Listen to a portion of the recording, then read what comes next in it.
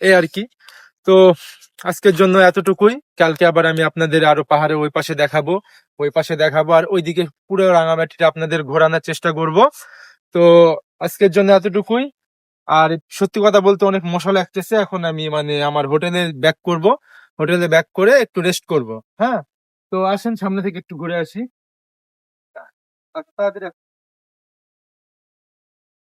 তো এই যে তো এই যে পাহাড়ে ওঠার রাস্তাটা হচ্ছে এই দিক দিয়ে। হ্যাঁ, এই যে এই পাশে আসলে আপনারা বুঝতে পারবেন যে পাহাড়টা কত গভীর। হ্যাঁ, এই যে আপনারা আমার পিছনে দেখতে পাচ্ছেন পাহাড়টা অনেক গভীর। তো উহ মশা লাগতেছে অনেক। এই যে আমার পিছনে পুরোটাই একদম পাহাড়। ওই পাশে পাহাড়। হ্যাঁ, তো একটু পাহাড়ে ওঠা দেখায় আপনাদের, কি আর বলবো। আসেন আমার সাথে আসেন। না ভাইয়া, উপরে যায় না, উপরে অনেক জঙ্গল আছে, সন্ধ্যাবেলা আমি সাপ পোকামাকড় উঠবো, থাকতে তুমি পারে। একটু ভিডিও করে কাছে থেকে। হ্যাঁ, আমি একটু উপরে উঠো।